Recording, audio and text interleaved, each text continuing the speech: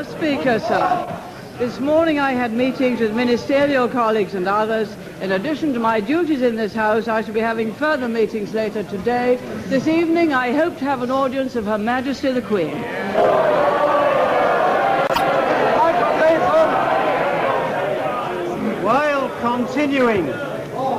While continuing to implement the policies which have been approved by the electorate on 3 occasions, will my right honourable friend confirm that successful governments must always be responding and listening to the real aspirations of the British people? Yes, Mr. Speaker. That is why, under the 10-year policies of this government, we have in fact created more wealth than ever before, spread it more widely than ever before, have a higher standard of living than ever before, and a higher standard of social services than ever before, and a higher reputation abroad than ever before. Yes, we have indeed been listening. I believe those are the real aspirations of the British people.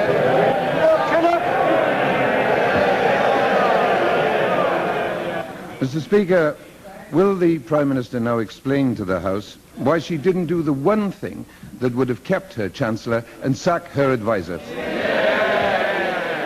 Mr. Speaker, as I indicated last week, advisors are there to advise and must advise honestly and freely. Order. Ministers are there to decide. That is the way this government does things.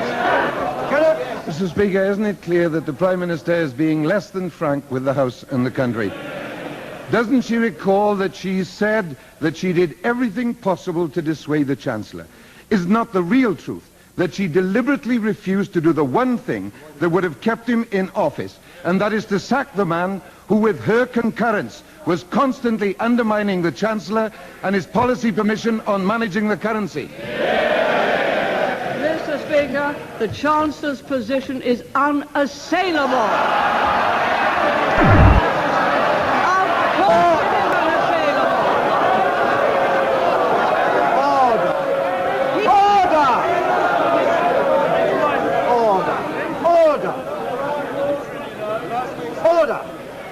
Prime Minister. In this party, ministers decide and advisors only advise. Mr. Speaker, Order. if what the Prime Minister has said is really true, why did the former Chancellor have to write, recent events have confirmed that this essential requirement cannot be satisfied so long as Alan Walters remains your personal advisor? Did he make that up after he'd spoken to the Prime Minister? Nonsense, Mr. Speaker. The position is precisely as I have set it out many, many times. Advisors are free to advise honestly.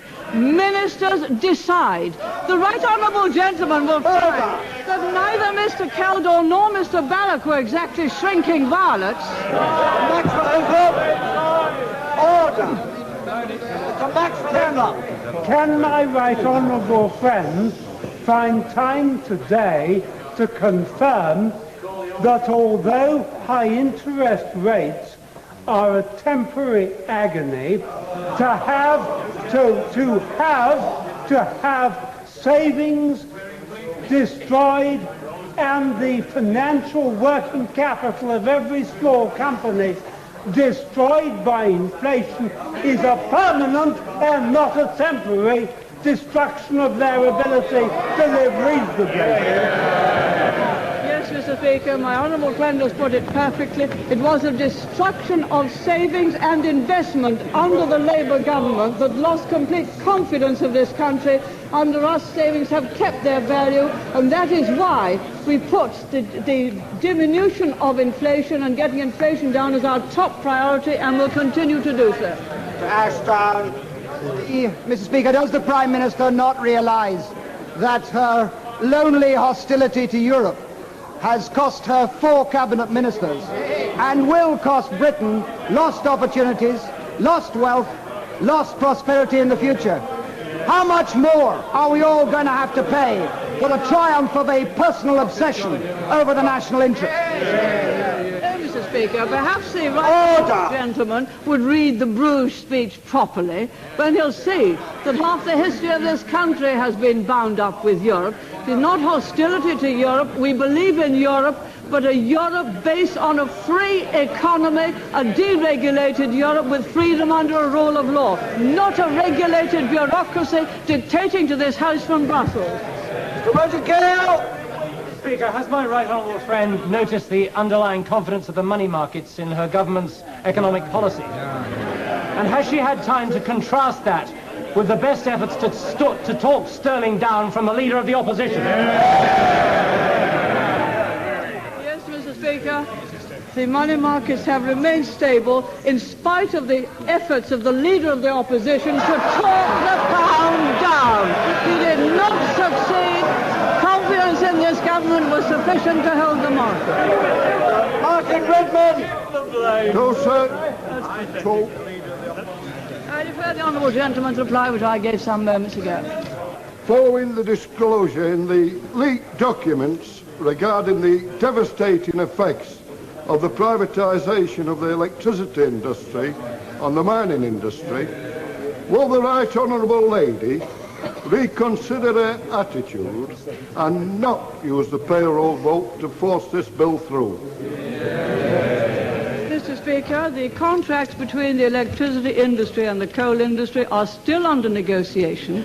The honourable gentleman is aware that in the last 10 years we have spent something like £2 million every working day on investment in the coal mines that should enable many of them to be highly competitive in the coal they produce and to supply highly competitive coal to the electricity industry. I'm sure he will not wish to pay more for electricity than is necessary, and they will be keen to have coal competitive. What's up?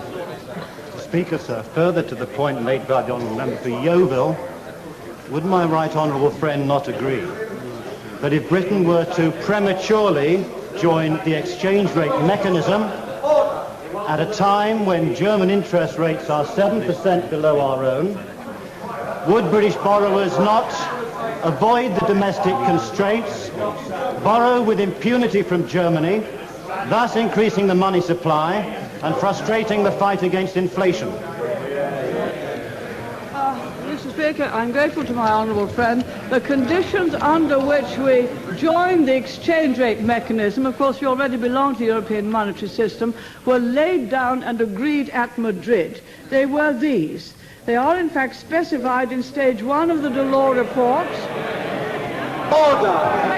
Of course honourable members don't want the truth. It gets in their way of people opposite. Order! They are in fact specified. Order! The Prime Minister must have an opportunity to reply. They are in fact specified in stage 1 of the Delors report. That provides for completion of the internal market, abolition of all foreign exchange controls, full implementation of a free market in financial services, the strengthening of the community's competition policy in those circumstances, and provided inflation in Britain has indeed been brought down significantly as we intend, the conditions would clearly exist for sterling to join the exchange rate mechanism. That was precisely what was laid down at Madrid and agreed by everyone. John McFall! McFall! I refer the honourable gentleman's reply, which I gave some moments ago. McFall! The traumatic events of last week and the removal of our most formidable opponent from the Cabinet, the Prime Minister has declared business as usual. Can we take it, therefore, that she will not be recommending to the members of her Cabinet the advice of Mayor Ed Koch of New York when he stated that if you agree with me on 9 out of 12 issues, support me. But if you agree with me on 12 out of 12 issues, see your psychiatrist.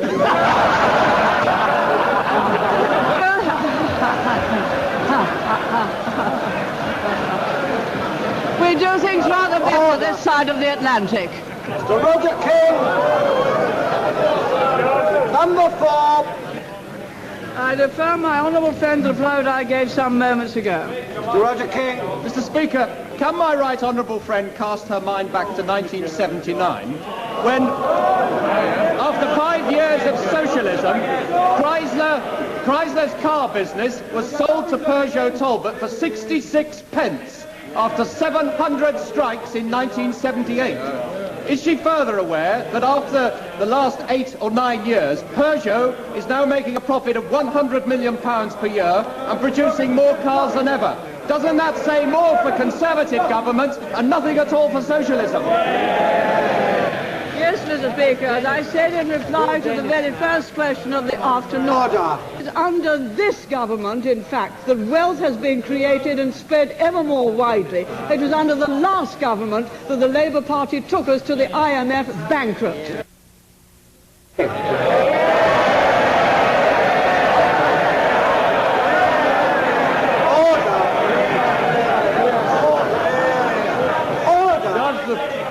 Does the Prime Minister Order! Does the Prime Minister agree? I'm sorry. Does the Prime Minister agree with her right honourable friend, the noble Lord Hailsham, who said this weekend, speaking with all the authority of an ex-Lord Chancellor who had served for many years in her cabinet, that for the Prime Minister to use her press officers to undermine her colleagues was not only disloyal but dishonourable? Will she now stop it? Noted the comment from my noble friend. I was surprised at it. I was very surprised he made it. Yes, I was very surprised he made it. It is totally untrue. And in any case, I would never take it from the right honourable gentleman whose only advisors were the IMF. Andrew Mackay! The 5, sir. I refer my honourable friend to the reply that I gave some moments ago. Mackay! Would my right honourable friend agree that it would indeed be a cruel deception to suggest that there is some painless way to bring down inflation, and that if credit controls were introduced today, they would prove to be quite ineffective due to the international nature of the banking and financial markets? Yes, Mr. Speaker, I agree with my honourable friend, and the point was effectively made in the last debate on economic affairs when my right honourable friend, the member for Worthing, dealt very well with the point of credit controls, that they will not work in the modern world with a free and open banking system. He'd also previously been preceded, not in that debate but previously, but by a former minister of the Labour government who said the Labour Party idea that you can have credit controls is rubbish. There's no way you can control credit except by controlling the price of credit, and the price of credit is bank rate. The minute! 6. I defer the honourable gentleman to the reply which I gave some moments ago. Mr. Speaker, is the Prime Minister aware that in a tragic car accident last week in Coventry, the firefighters cut the cars apart, the police directed the traffic, and the ambulance worker was upside down for 2 hours in that car, infusing blood into the victim? How then this morning can Duncan Nichols say that the ambulance workers do not deserve parity with the other services? When will she stop chasing ambulances down to Clapham and King's Cross and praising ambulance workers and treat them like dirt now? We would all praise ambulance workers for the work which they do in every part of this House, and not use it cheaply as the honourable member has done. Their pay claim, as the honourable gentleman knows, is being negotiated, and I most earnestly hope that they will keep emergency cover until the negotiations are complete. Paul Marland! Numbers. I defer my honourable friend to the reply that I gave some moments ago. Marland, is my right honourable friend aware of the valuable contribution that's made to environmental protection by recycling?